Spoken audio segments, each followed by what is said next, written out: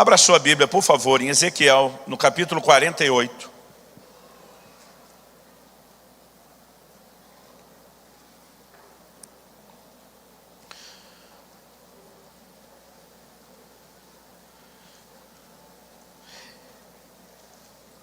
Eu sei que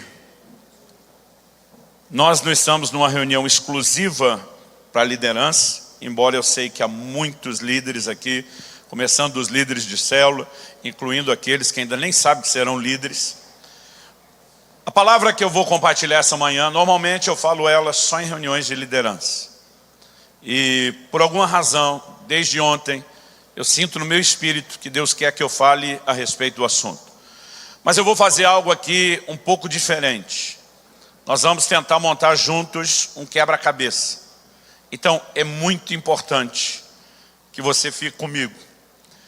Uma olhadinha no celular, uma mensagem você respondeu, você pode perder completamente a linha de raciocínio. Pastor, não é tão difícil encaixar as coisas assim, mas eu vou contar uma história meio que de trás para frente. Nós vamos começar pelo final dela. Já assistiu aqueles filmes que começam com a cena interessante, de repente congela e diz, tanto tempo antes, aí ele está te dizendo, olha, tudo agora é para você entender como é que chegou aqui. Então nós vamos fazer algo parecido. Só que a diferença é que cada vez que eu volto um tempo na história, eu vou te ajudar a entender dali para frente, mas eu vou voltando aos poucos, para que dessa forma, e só no final você vai entender o que eu quero construir, é que você perceba que eu não quis entregar o ouro todo de uma vez só. Então, fica comigo, eu tenho certeza que vai trazer luz ao seu coração. Ezequiel capítulo 48, versículo 11 e 12. O final do versículo 10 fala de uma região santa dos sacerdotes. E o 11 diz assim, será para os sacerdotes santificados. Repita comigo, sacerdotes santificados. Mais uma vez, sacerdotes santificados. Então o texto diz, será para os sacerdotes santificados, para os filhos de Zadok, que cumpriram o seu dever e não andaram errados, quando os filhos de Israel se extraviaram, como fizeram os levitas. Será região especial dentro da região sagrada, lugar santíssimo, fazendo limites com a porção dos levitas. Olhe para cá um instante. Ezequiel está falando de um momento único e singular da história. Eles estão voltando do período do exílio de Babilônia. E nesse momento do pós-exílio, momento de reconstrução, nós sabemos que não apenas teríamos, sob a liderança de Esdras, a reconstrução do templo, mas nós temos uma orientação de Deus a respeito de como tudo deveria ser. Há uma discussão entre escolas teológicas sobre se Ezequiel está falando para a reconstrução dos dias ou se tem uma perspectiva escatológica. O ponto em questão não é nem esse. Deus está dizendo como seria o templo nos mínimos detalhes.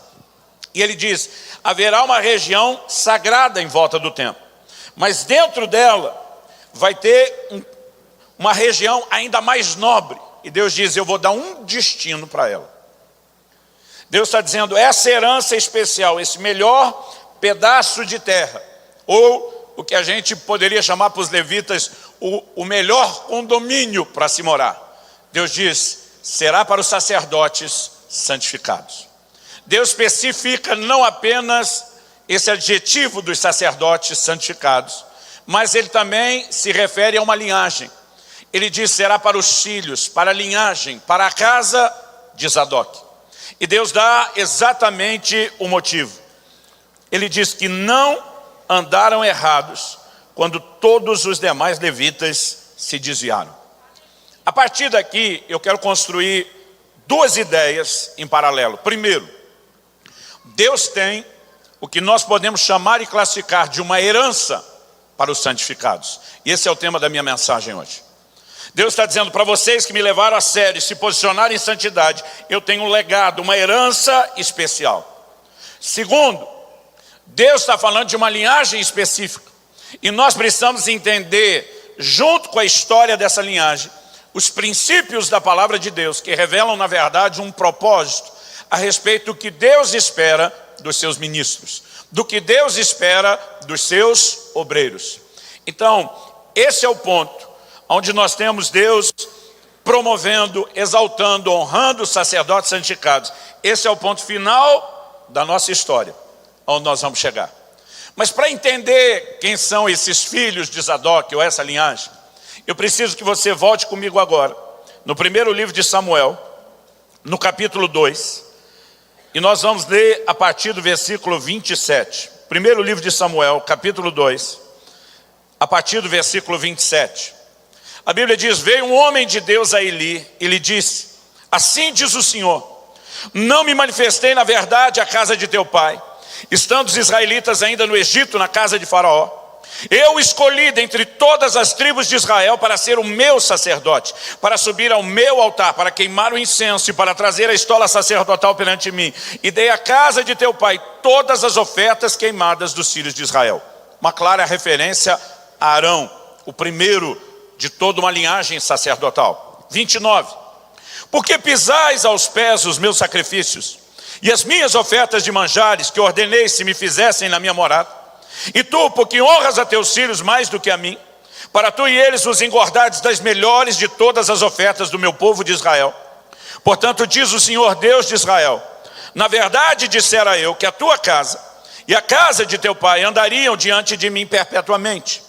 Porém agora, diz o Senhor, longe de mim tal coisa, porque aos que me honram, honrarei, porém os que me desprezam serão desmerecidos.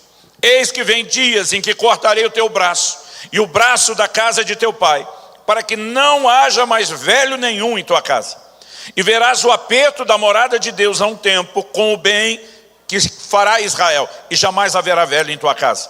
O homem, porém, da tua linhagem, a quem eu não afastar do meu altar, será para te consumir os olhos e para te entristecer a alma, e todos os descendentes da tua casa morrerão na flor da idade. Ser-te-á por sinal que sobrevirá a teus dois filhos, Ofni e Finéias. Ambos morrerão no mesmo dia. Então, suscitarei para mim um sacerdote fiel. Diga comigo, sacerdote fiel. Só mais uma vez, um sacerdote fiel. Então Deus diz: suscitarei para mim um sacerdote fiel que procederá segundo o que tenho no coração e na mente. Edificar-lhe-ei uma casa estável. Outra tradução diz uma casa firme. Uma outra ainda diz uma casa duradoura.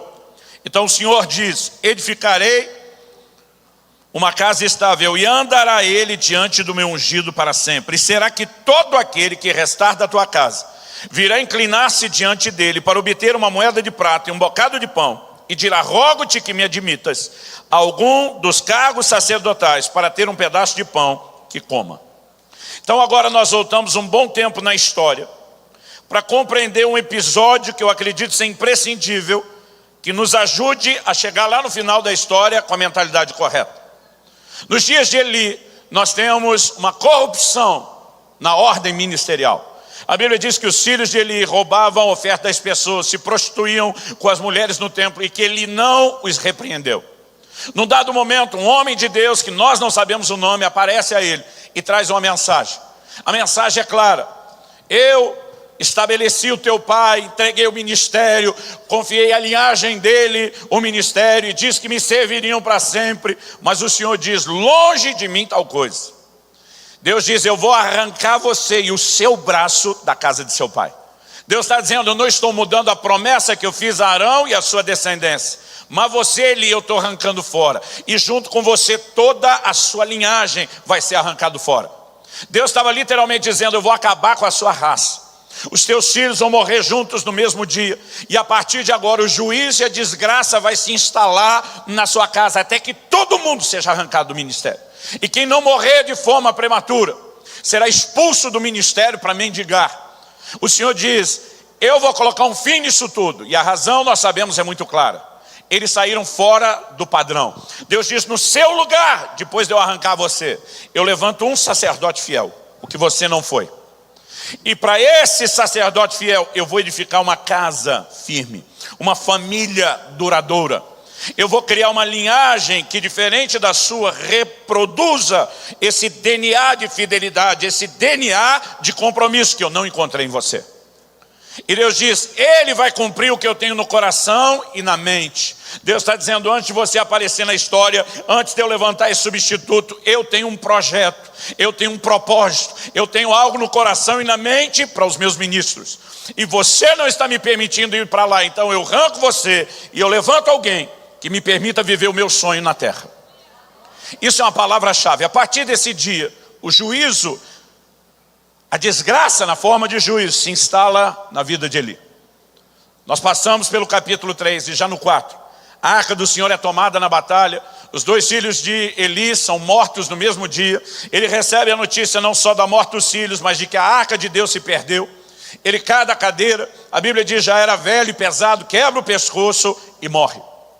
Uma das suas noras, sabendo da morte do marido, entra em trabalho de parto porque estava grávida e na hora da luz também morre. A partir desse momento, a morte se instala na família.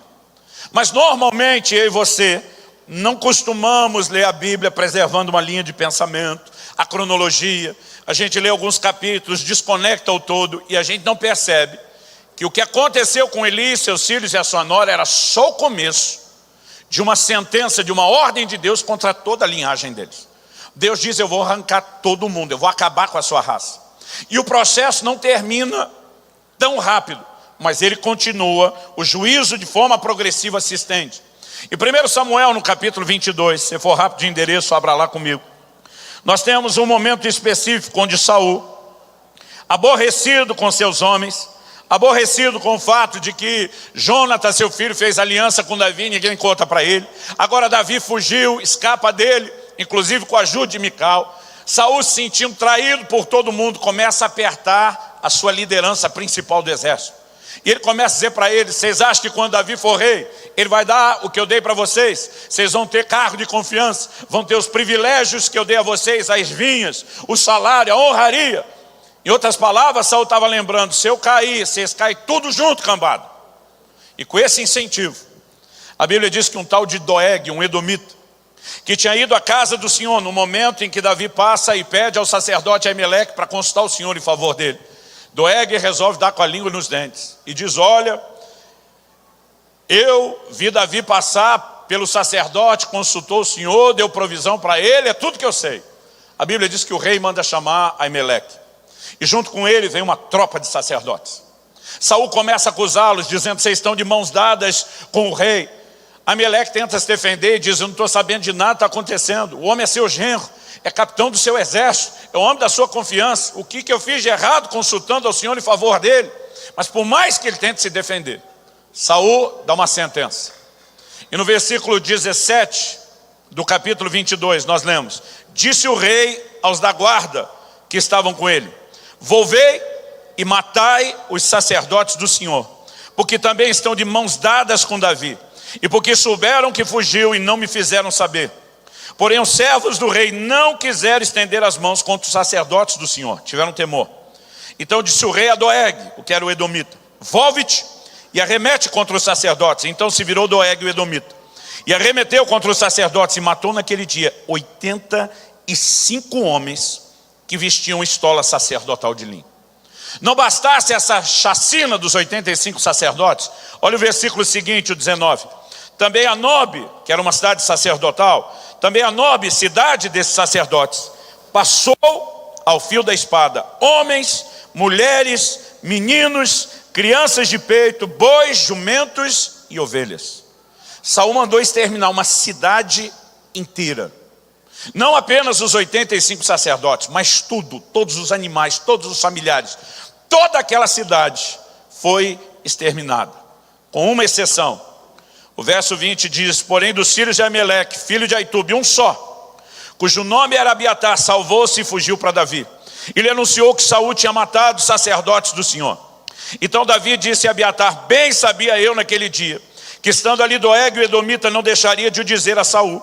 Fui a causa da morte de todas as pessoas da casa de teu pai. Fica comigo, não temas, porque quem procura a minha morte, procura também a tua. Estarás a salvo comigo. Então agora nós temos um único homem dessa cidade, e não só dessa cidade, mas dessa linhagem sacerdotal que está vivo. Davi, debaixo do peso, se sentindo culpado pela morte de todo mundo, diz, ninguém vai tocar em você enquanto eu estiver vivo. E traz ele debaixo da sua proteção. Quem? Abiatar, filho de Aimeleque. Agora, o que eu e você precisamos entender é que quando os filhos de Eli morrem, quando o próprio Eli morre, aquela palavra de juízo estava se cumprindo. Mas ela não tinha se cumprido toda. Porque Deus falou de tirar uma linhagem inteira. Sem gastar tempo demais no aspecto técnico, mas caso você queira anotar, você vai descobrir a linhagem de Eli, tanto em 1 Samuel 14:3, como em 1 Crônicas 24:3, que fala tanto de Aías, como também de Aimeleque, como descendentes de Eli. Resumindo, Aimeleque era filho de Aitube, e Aitube era neto de Eli. Aimeleque, portanto, era bisneto de Eli. E esse Abiatar que fugiu, era tataraneto de Eli. Então nós temos agora um último homem de uma linhagem inteira que está vivo. Todo o restante da linhagem de Eli foi exterminado naquela cidade. Durante os dias em que Davi foge de Saul, depois quando é estabelecido no seu reinado em Judá, depois em todo Israel, Abiatar e um outro sacerdote estão o tempo todo ao lado de Davi. Eles carregam a arca do Senhor, a estola sacerdotal, consultam o Senhor, e isso vai ao longo de toda a vida de Davi. Porém, Davi organiza a casa antes de morrer, interrompe a conspiração de Adonias pelo trono e coloca Salomão. Salomão, quando assume o trono, olha para o seu irmão Adonias, um dos mais velhos filhos de Davi, e diz: você tentou puxar meu tapete. Ele diz: eu estou de olho em você. A hora que você pisar fora do prumo, botar o pé fora da linha, eu venho com tudo para cima de você. E Salomão só ficou esperando Adonias dar motivo. O dia que deu motivo, ele vai para cima de Adonias e manda matá-lo. O problema é que na conspiração de Adonias, duas forças se uniram. Uma força política e uma religiosa. A força política, podemos chamar militar, era Joabe, capitão da guarda de Davi, do exército. E o outro era o próprio Abiatar que estamos falando. Os dois apoiaram a conspiração de Adonias, que depois foi interrompida. No momento em que Adonias morreu, Joabe pensa: Salomão está fazendo a limpa. Ele corre e agarra nas pontas do altar, que era o maior clamor por misericórdia que alguém poderia fazer. Salomão manda arrancá-lo de lá, por conselho de Davi, seu pai. Ele diz: não deixa esse homem morrer em boa velhice. Ele matou 2 capitães melhores do que ele, a traição.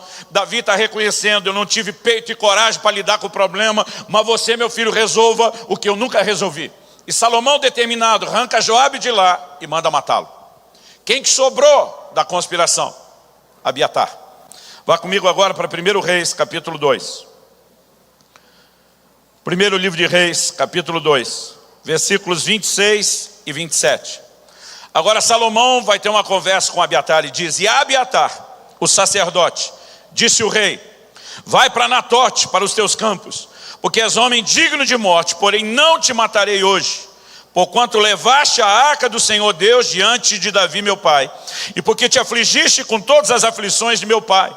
Expulsou, pois, Salomão Abiatar, para que não mais fosse sacerdote do Senhor. Agora preste atenção no final do 27. Cumprindo assim a palavra que o Senhor dissera sobre a casa de Eli em Siló. Quando os filhos de Eli morreram, a palavra estava se cumprindo? Sim. Quando Eli morreu, a palavra estava se cumprindo? Sim. Quando sua nora morreu, estava se cumprindo? Sim. Quando Aimeleque e todos aqueles sacerdotes que estavam com ele e a cidade nobre foram exterminados, a palavra estava se cumprindo? Sim, mas não totalmente. Enquanto houvesse um descendente de Eli, a palavra não tinha se cumprido totalmente. A Bíblia diz: quando Abiatar foi expulso, a palavra proferida lá em Siló, agora finalmente se cumpre. Mas se você lembrar daquela palavra, não era só a palavra de expulsão daquela linhagem. O Senhor diz: no seu lugar, quando eu arrancar todo mundo, eu vou levantar um sacerdote fiel. Então a promessa não dizia apenas respeito à remoção da casa de Eli, mas há uma substituição, pelo que Deus disse: um sacerdote fiel, que fará o que eu tenho no coração e na mente. Agora a pergunta: quem é o sacerdote fiel em quem se cumpre essa palavra? Durante todos os dias de Davi, eu disse que Abiatar e um outro sacerdote andaram juntos. O nome desse sacerdote é Zadok, que significa justo. Nos dias de Salomão, quem assume toda a liderança do sacerdócio é Zadok. E a partir de Zadok, Deus tem o cumprimento daquilo que estava no seu coração e na mente. Uma casa duradoura, uma linhagem duradoura, ou seja, aquele DNA de compromisso e fidelidade que Deus encontrou em Zadok é reproduzido geração após geração após geração. Mesmo quando chegamos ao período do pós-exílio de Babilônia, onde a maioria dos sacerdotes e levitas se corromperam, a linhagem de Zadok não se corrompeu, ela permaneceu fiel. E deixa eu te dizer uma coisa, nós estamos vivendo dias que são um grande desafio. Porque nós muitas vezes olhamos e vemos o padrão ministerial baixando. Não é apenas a ética, o padrão de santidade determinado por Deus baixando. Mas eu quero te dizer o seguinte, não é porque todo mundo resolveu fazer a coisa errada que o errado virou certo. O certo é certo mesmo que ninguém esteja fazendo, ou quase ninguém esteja fazendo. E o errado é errado mesmo que todo mundo esteja fazendo. Quando todos os sacerdotes se corromperam, a linhagem de Zadok diz, nós não. Deus deu através de nosso pai um trilho, nós vamos nos mover dentro do trilho dos princípios, nós não vamos abandonar isso. E o que nós precisamos entender é que essa decisão deles é nada mais, nada menos do que o cumprimento de um propósito estabelecido pelo próprio Deus para os seus obreiros. Então, quando você entende a promessa de um sacerdote fiel e de uma casa firme, você vai entender o desfecho lá na frente do texto que nós lemos. Mas para entender o que aconteceu aqui, nesse episódio, a partir da casa de Eli, a gente tem que voltar um pouquinho mais na história. E eu quero que você vá comigo para Números, capítulo 25. Enquanto você localiza o texto, eu quero ganhar tempo e fazer um resumo breve. Depois do episódio das serpentes abrasadoras, registrado em Números 21, nós temos agora a história dessa figura mística, misteriosa, que é Balaão, que aparece no cenário. Contratado por Balaque, rei dos Moabitas, com a seguinte declaração, eu sei quem você abençoar será abençoado, quem você amaldiçoar será amaldiçoado. Ele é contratado por Balaque para amaldiçoar a nação de Israel. Apesar das advertências de Deus, ele segue, insiste. O Novo Testamento diz que Balaão amou o prêmio da injustiça, mas que em 4 tentativas de amaldiçoar o povo, Deus converte a maldição em bênção. Depois de 4 tentativas frustradas, Balaque está aborrecido e diz, você vai perder o prêmio que eu ia te dar.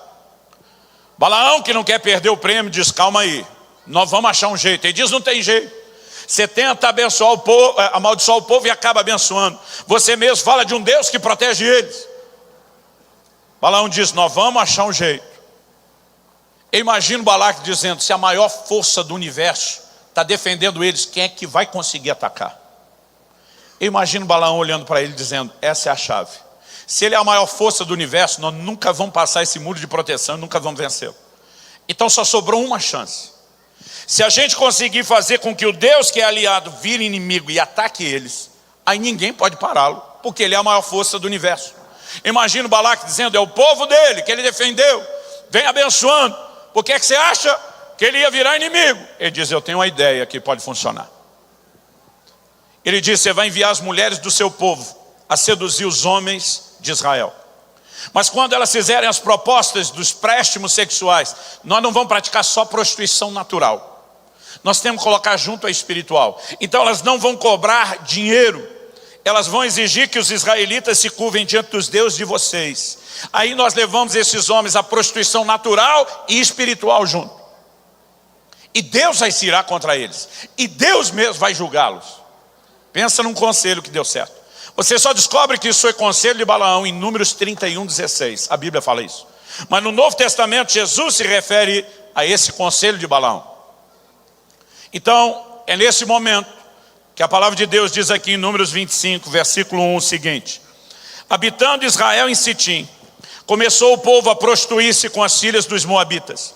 Essas convidaram o povo ao sacrifício dos seus deuses, e o povo comeu e inclinou-se aos deuses delas. Juntando-se Israel a Baal-Peor, a ira do Senhor se acendeu contra Israel, exatamente como havia sido previsto. Disse o Senhor a Moisés, toma todos os cabeças do povo, enforca-os ao Senhor ao ar livre, e a ardente ira do Senhor se retirará de Israel. Então Moisés disse ao juiz de Israel, cada um mate os homens da sua tribo, que se juntaram a Baal-Peor. E eis que um homem dos filhos de Israel veio e trouxe aos seus irmãos uma midianita perante os olhos de Moisés e de toda a congregação dos filhos de Israel, enquanto ele chorava, diante da tenda da congregação.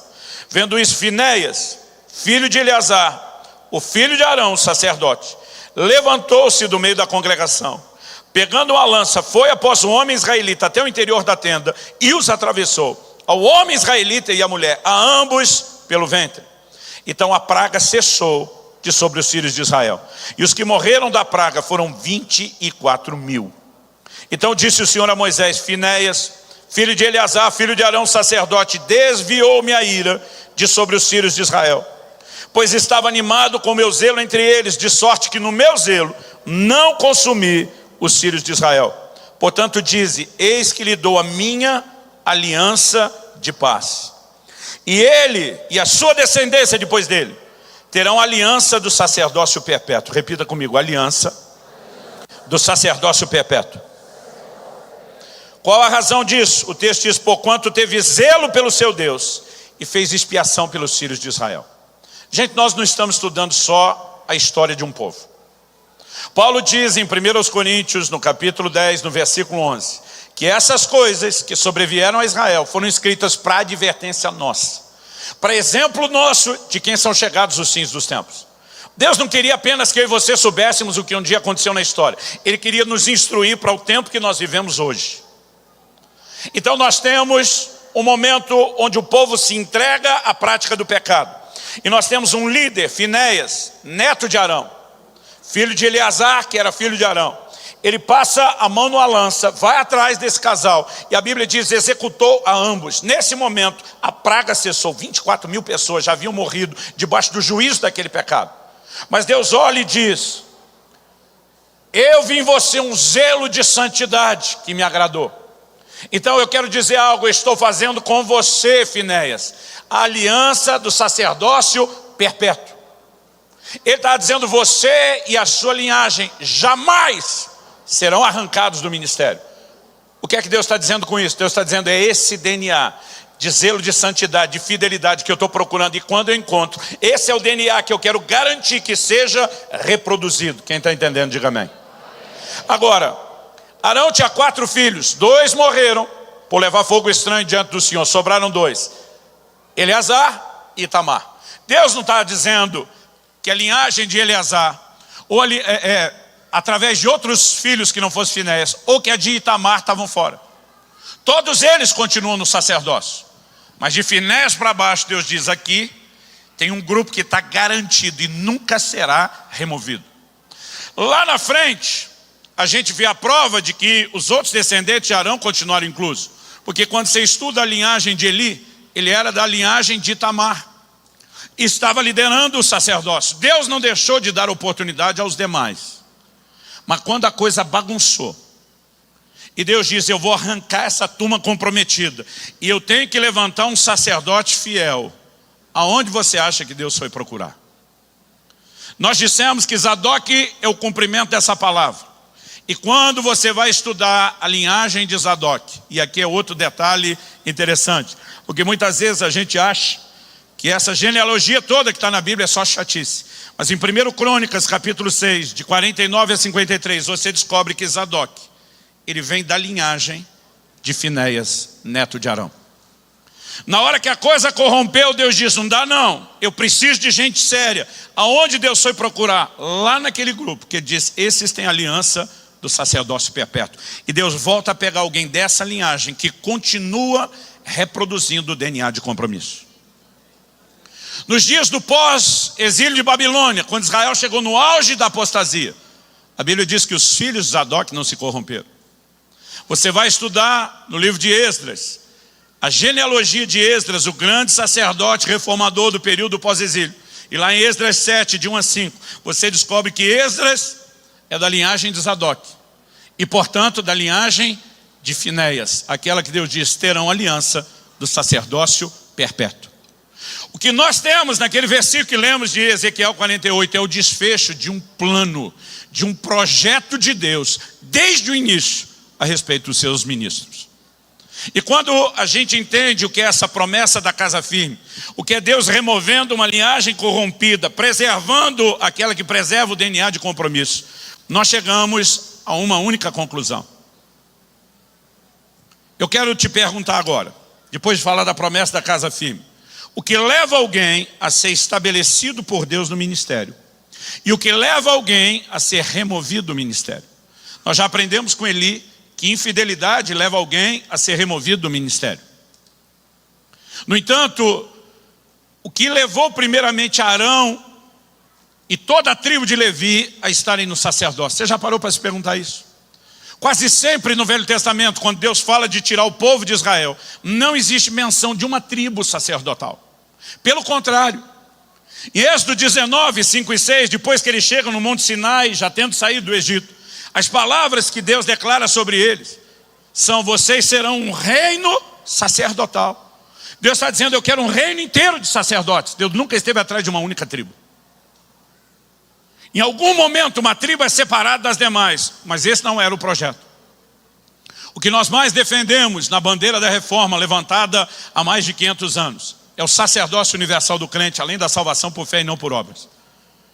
E nós tiramos essa declaração de uma afirmação de Pedro: vós sois a nação santa, o sacerdócio real, o povo de propriedade exclusiva de Deus. Pedro está citando ipsis literis a declaração que Deus faz a Moisés em Êxodo 19, 5 e 6 sobre toda a nação de Israel. Então essa ideia do sacerdócio universal vem daquela promessa para Israel.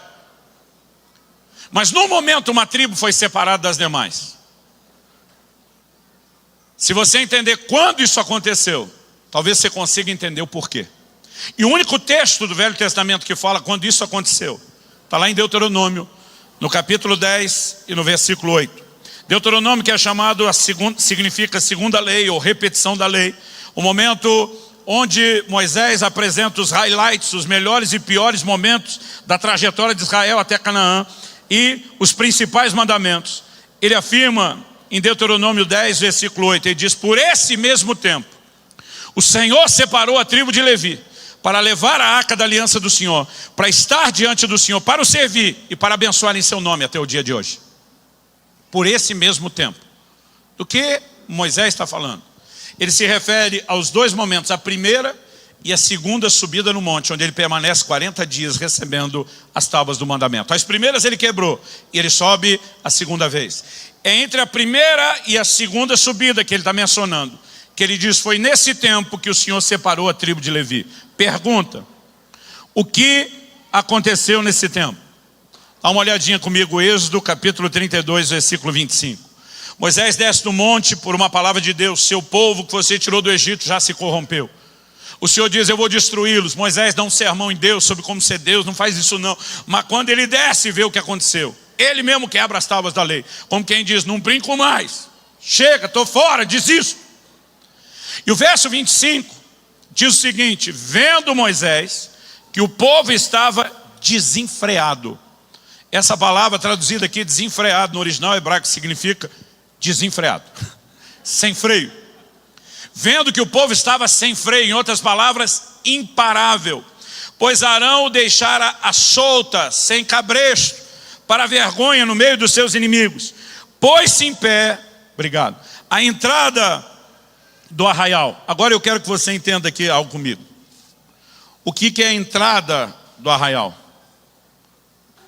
Hoje, quando você chegou, provavelmente passou pela entrada principal do templo. E ela só é entrada para quem está do lado de fora.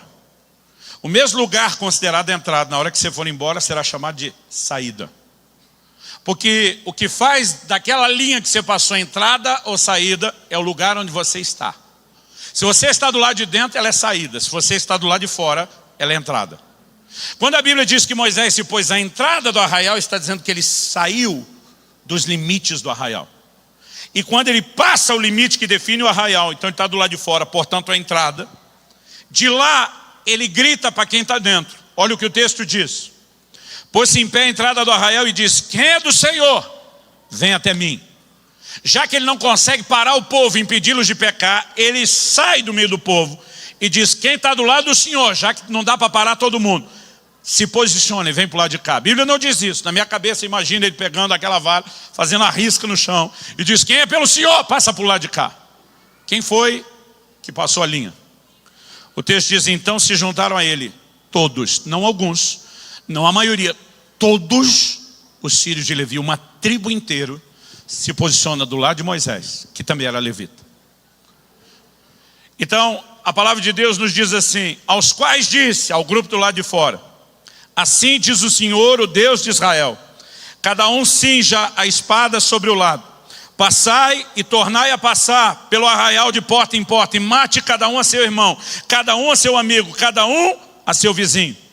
E fizeram os filhos de Levi segundo a palavra de Moisés, e caíram do povo naquele dia uns 3.000 homens. Pois Moisés dissera: consagrai-vos hoje ao Senhor, cada um contra seu filho, cada um contra o seu irmão, para que ele vos conceda hoje bênção. Imagina Moisés falando com essa turma: o que Deus vai pedir para vocês agora é difícil, é pesado, vai ser doloroso, é um desafio, mas se vocês obedecerem a Ele, uma bênção vai resultar dessa obediência hoje. Vocês já se posicionaram do lado dele, agora executem juízo contra o pecado. Faça essa nação infreável parar, ainda que com juízo. E eles entram, diz a Bíblia, e ele dá uma orientação e diz: não vá atrás do estranho, vá atrás do seu amigo, do seu vizinho.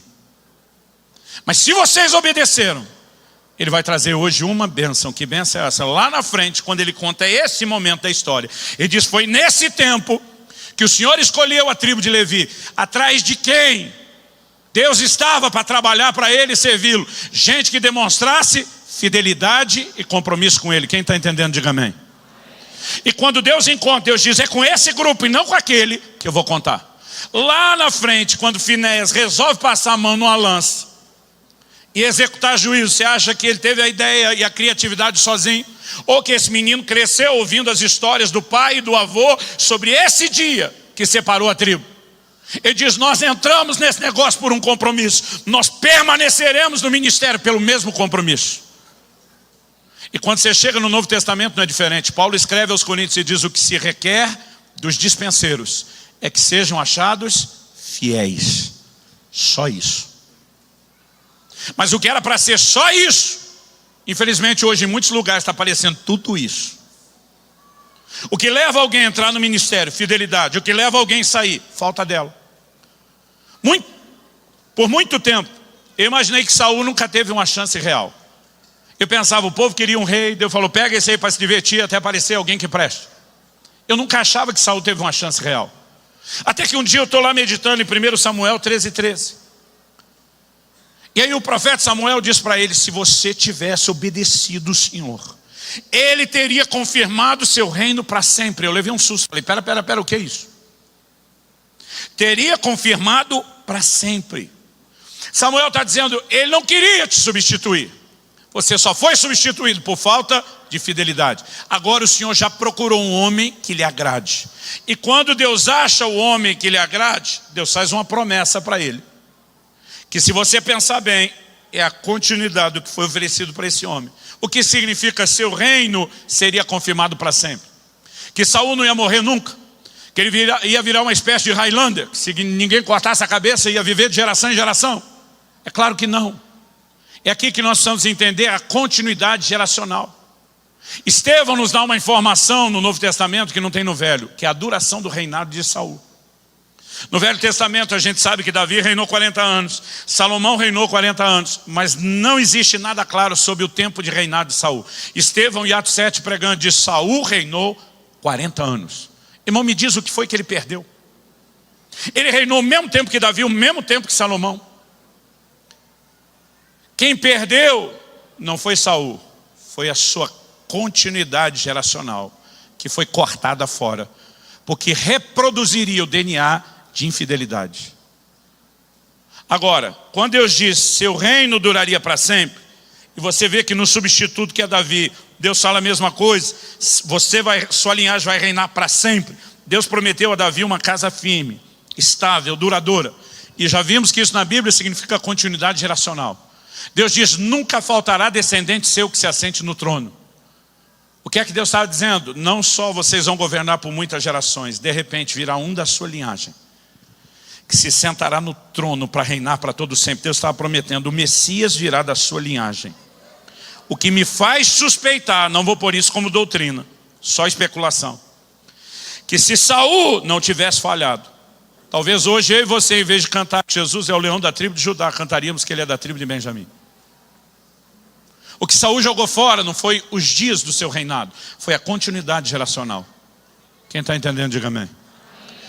Um dia eu estava falando isso a um grupo de pastores, um resmungou em voz alta para eu ouvir. Até agora só citou texto do Velho Testamento. Falei, eu te dou um do Novo. Apocalipse 2, carta ao anjo da igreja de Éfeso. O Senhor disse, se você não se arrepender, eu venho contra ti, removo o seu candeeiro. Do que Deus está falando?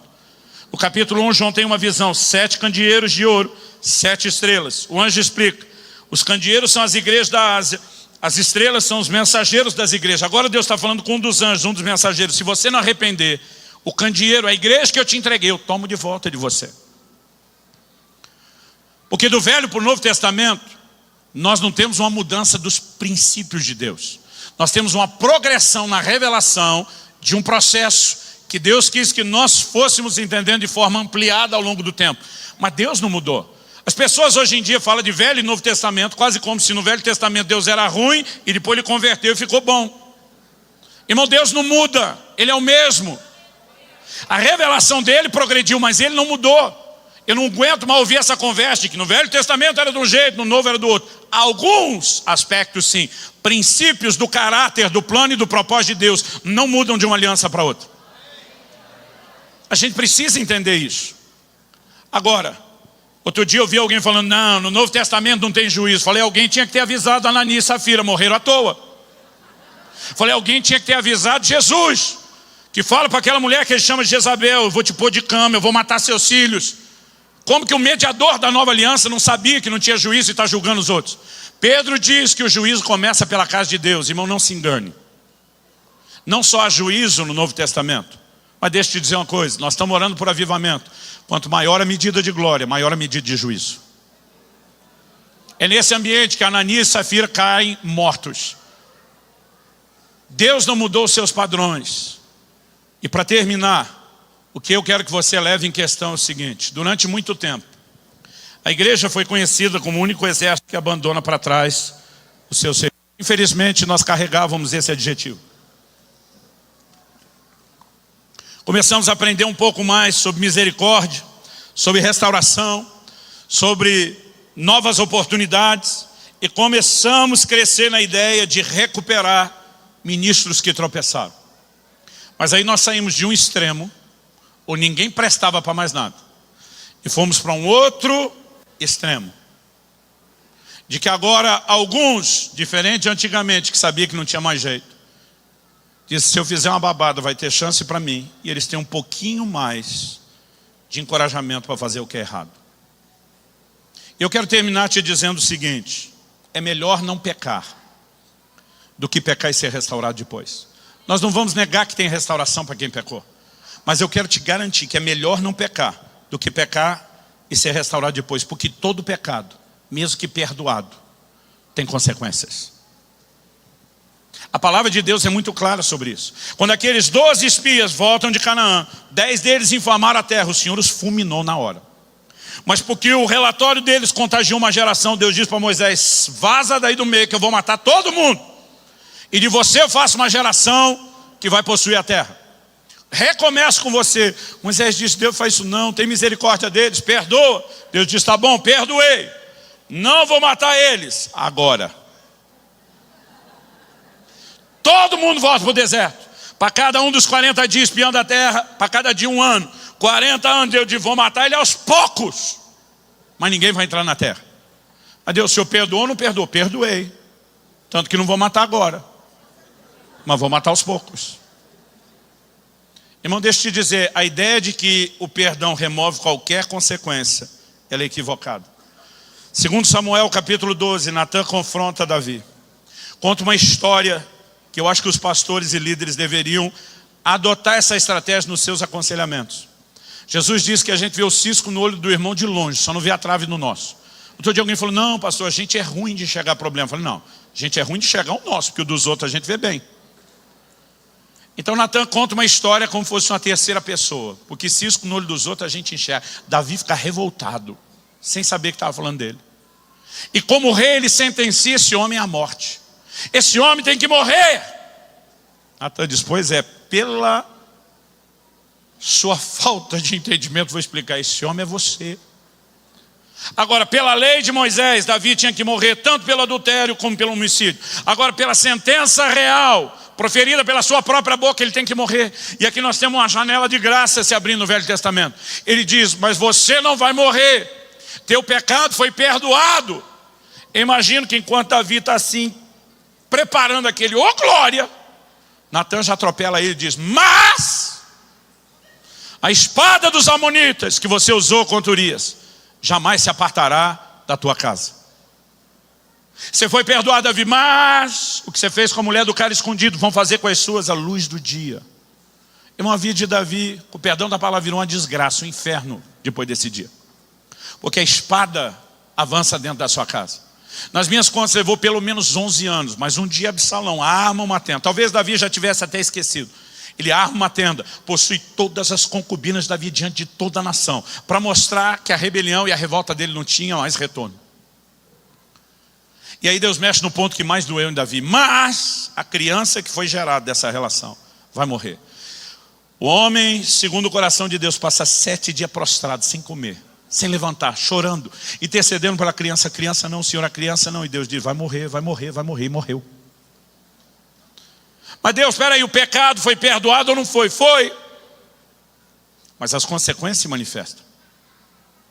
Quem está entendendo, diga amém. Ah não, pastor, só a história do Velho Testamento, vamos para o Novo. Saulo se converte, foi o grande perseguidor da igreja. Qual foi a primeira palavra profética que ele recebe? Ananias chega e diz, Saulo, irmão, o Senhor que te apareceu no caminho mandou dizer, cara, teu ministério vai bombar. Ministério internacional, você vai falar para os gentios, vai rodar o mundo. Vai ter entrada e acesso aos grandes líderes mundiais. Você vai falar diante de reis. Imagina só Paulo, aleluia, glória a Deus. Mas tem um negocinho que ele mandou falar também. Quer ver o que eu digo, né?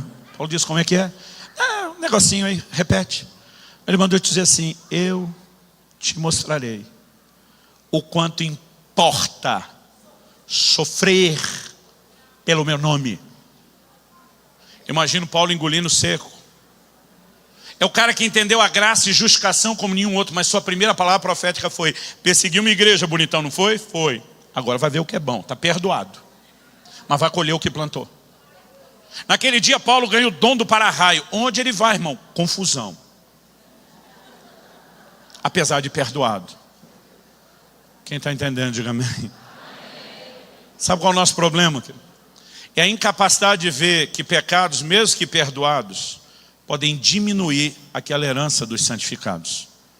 Você lembra de Moisés e Arão? Que o Senhor fala para eles, eu quero que vocês falem a rocha. E aí você vê lá em Números 20, versículos 12 e 13, que os dois, em vez de falar, feriram. Aí o Senhor chama os dois bonitão para a conversa, diz, Arão e Moisés, se apresente. Imagino eles, cabeça baixa, mão para trás, que nem jogador fazia com juiz antigamente, quando tinha respeito, filho com pai. O Senhor diz, eu mandei vocês falar a rocha. Sim, Senhor. Mas ao invés de falar, vocês feriram. Sim, Senhor. E disse, pois é, porque vocês não me honraram, porque vocês me desobedeceram, vocês não vão entrar na terra prometida. Não era o tipo de pecado que os lançaria fora do ministério, mas foi o tipo de pecado que diminuiu a herança deles. Eles saem de Cades Barneia, andam um pouquinho, chegam no Monte Hor. Deus diz para Moisés, sobe com Arão, seu irmão, e o seu sobrinho Eleazar, o filho dele. Quando chegar lá em cima, tira as vestes sacerdotal de Arão. Coloquem Eleazar, vocês dois descem. Arão fica, vai morrer. Por quê? Eles estão no limiar da terra. Deus diz, não vai entrar.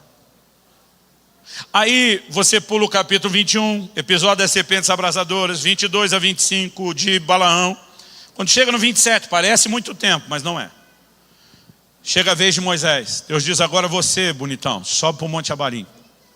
Diferente, seu irmão, vou deixar você olhar a terra. Eu sempre achei que Deus deu mais moral para Moisés.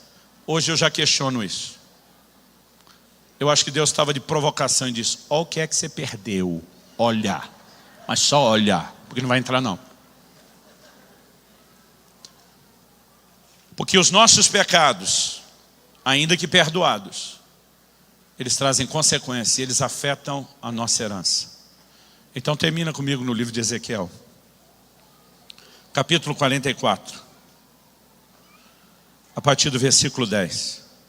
Nós vamos voltar no mesmo Ezequiel, que fala da mesma linhagem de Zadok. Mas primeiro, nós temos uma informação importante. Ele diz: os levitas, porém, que se apartaram para longe de mim, quando Israel andava errado, que andaram transviados, desviados de mim, para irem atrás dos seus ídolos, bem levarão sobre si a sua iniquidade. Eu gosto da Almeida atualizada, que é o tipo de tradução por literalidade. Mas muitas vezes gosto de comparar com a NVI, que é o tipo de tradução chamada por equivalência. Ela nem sempre traduz, às vezes ela interpreta. Isso pode ser ótimo e às vezes pode ser um perigo. NVI diz: sofrerão as consequências da sua iniquidade. Porque se levarão sobre si a iniquidade, não é que não foram perdoados. Mas a iniquidade cometida, agora perdoada, vai trazer prejuízo. Qual o prejuízo? 11. Contudo, eles servirão no meu santuário. Então eles não foram descartados do ministério. Eles servirão no meu santuário como guardas nas portas do templo, ministros dele. Eles imolarão o holocausto e o sacrifício para o povo. Estarão perante este para lhe servir. Porque eles ministraram diante dos seus ídolos e serviram a casa de Israel de tropeço de maldade. Por isso, levantando a mão, jurei a respeito deles, diz o Senhor Deus, que levarão sobre si a sua iniquidade. Não se chegarão a mim para me servirem no sacerdócio. Todas as outras funções que Deus descreve é a de meros levitas, mas Deus diz sacerdócio não. Nem se chegarão a nenhuma de todas as minhas coisas sagradas que são santíssimas, mas levarão sobre si a sua vergonha e as abominações que cometeram. Contudo, eu os encarregarei da guarda do templo, de todo serviço e de tudo que se fizer nele. Deus rebaixou esses sacerdotes à função de meros levitas. Alguém que era só um levita jamais poderia fazer o que um sacerdote faria. Deus não precisaria dizer que era proibido. Deus está pegando gente que antes era sacerdote e diz: por causa do pecado de vocês, não vou descartar. Vocês estão perdoados, vocês serão reaproveitados no ministério, mas não estarão na mesma posição que estariam se tivessem sido fiéis. Quem está entendendo? Agora olha o 15 e 16, aqui a gente termina. Quero até que você fique em pé para ler o 15 e 16, para parecer que está acabando mesmo.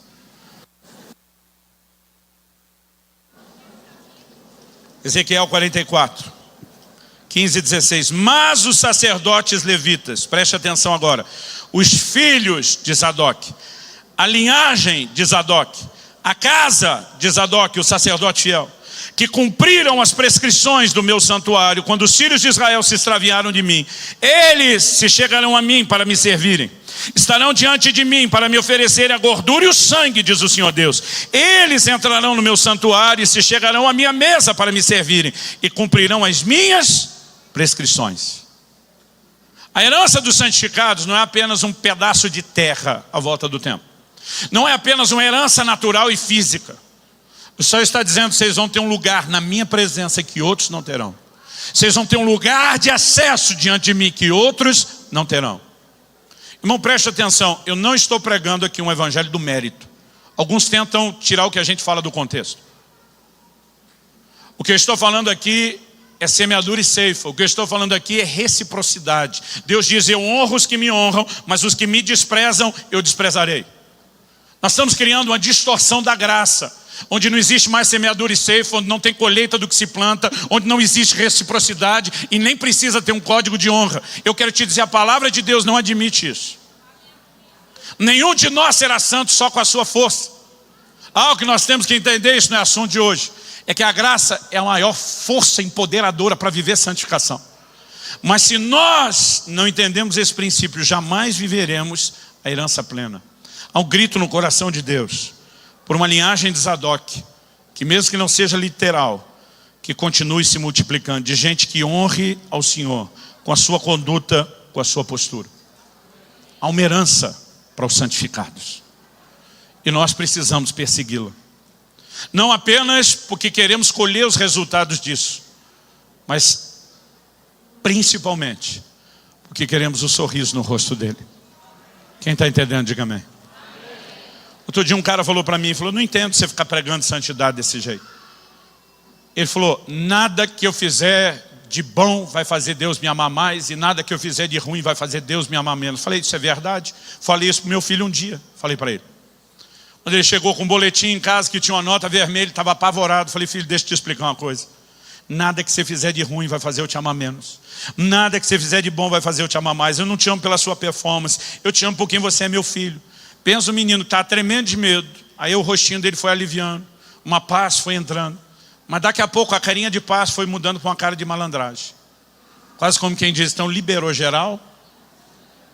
Eu falei para ele, mas se você quiser me agradar, a conversa é outra.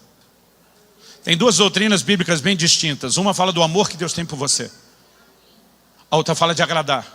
A Bíblia diz, os que estão na carne não podem agradar a Deus. Sem fé é impossível agradar a Deus. Os que estão na carne são amados por Deus? São.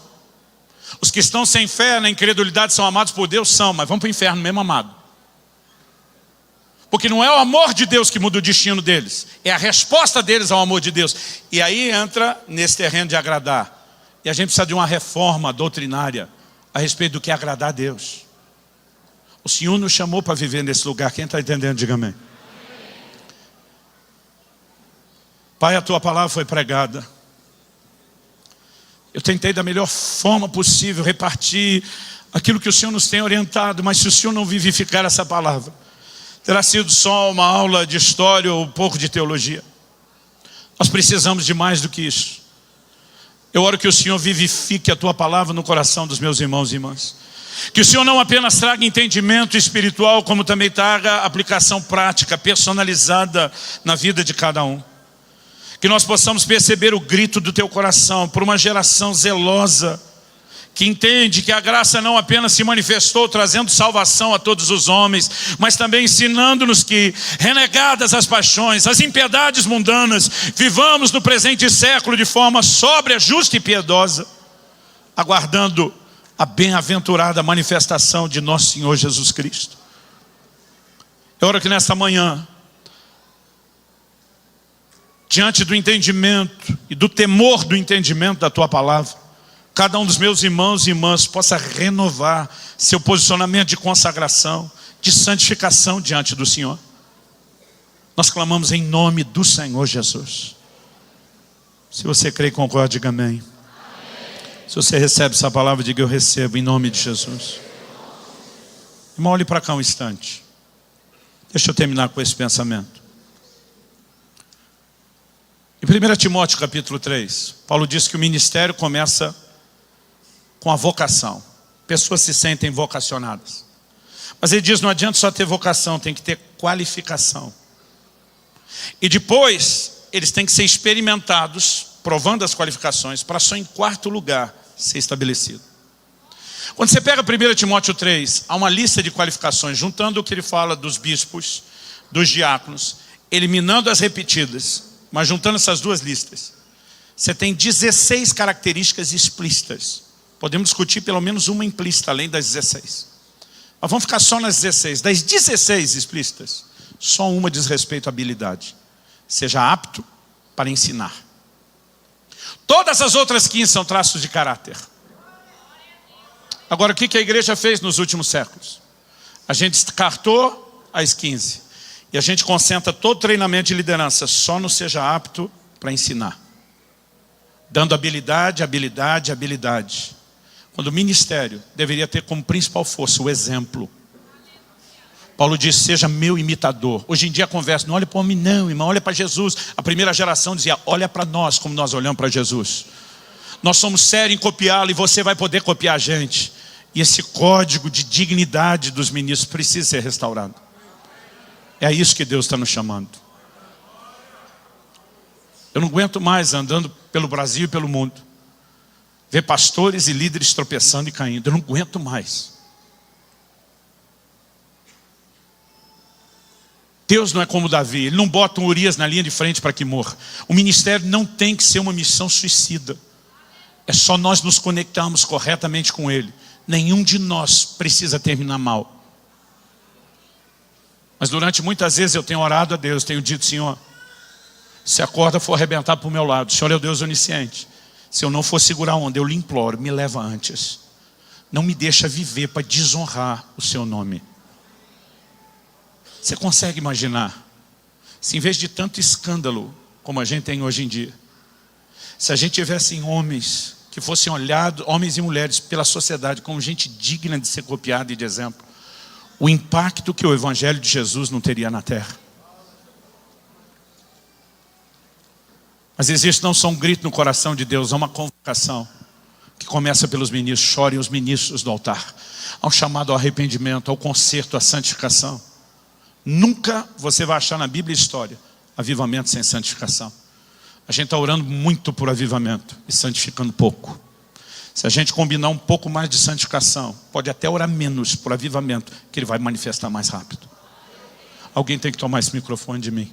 Foi um prazer servi-los na mesa do Senhor, do pão sagrado da palavra. Deus te abençoe.